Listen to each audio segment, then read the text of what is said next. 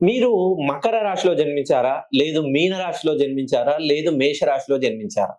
ఏ పని చేసినా మీకు ఖచ్చితంగా కలిసి రాదు. మీ చేతిగుండా ఎవరికైనా డబ్బులు ఇవ్వండి. ఆ డబ్బులు తిరిగి రావడం కష్టంగా ఉంటుంది. ఏదైనా వ్యవసాయం చేయండి. ఆ వ్యవసాయంలో బయటే వాళ్ళకు చూడ్డానికి పచ్చగా ఉన్న పంటంతా ఇంటికి రాదన్నట్టుగా మీరు కష్టపడతారు. 6 నెలలుగా కష్టపడి చివర్లో ఏదో ఒక రూపంలో నష్టం అనేది వాటిల్లుతుంది. ఏ పని చేసినా ఆ పనిలో ఆటంకం. ఏదైనా ఒక అడుగు ముందుకేద్దామనంటే మీరు ఒకానొక టైంలో భయభ్రాంతులకు గురయ్యే అవకాశాలు ఎక్కువగా ఉంటాయి. ఎందుకనంటే మీకు ఏలినాటి శని ప్రభావం ఎక్కువగా ఉంటుంది.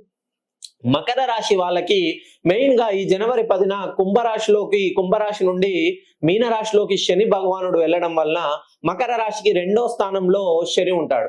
ఎప్పుడైతే ద రెండో స్థానంలో ద్వితీయ స్థానంలో శని ఉంటాడో ఖచ్చితంగా వీరిపైన ప్రభావం ఉంటుంది. ఏ పని చేసినా ఒకసారి ఎవరింటికైనా వెళ్తే ఆ పని 2 సార్లు తిరగాల్సొస్తుంది. ఒక 10 రోజుల్లో అయ్యే పని 2 మాసాలు అవ్వాల్సొస్తుంది.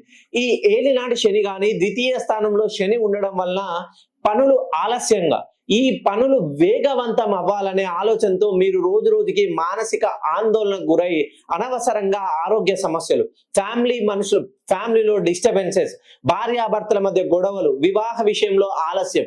మెయిన్ గా మేష రాశిలో జన్మించిన, మీన రాశిలో జన్మించిన, మకర రాశిలో జన్మించిన మీకు ఇటువంటి సమస్యలు ఉన్నట్లయితే ఒక్కసారి మీ పేరులో ఉన్నటువంటి సంఖ్యా దోషాన్ని సవరించండి.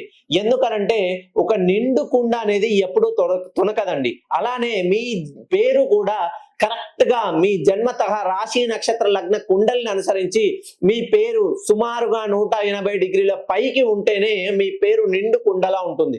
లేదనంటే అది ఎంతో కొంత తొణుకుతూ మీకు వచ్చేటువంటి మంచి మంచి అవకాశాలని అనూహ్యంగా చేజార్చుకోవాల్సి వస్తుంది.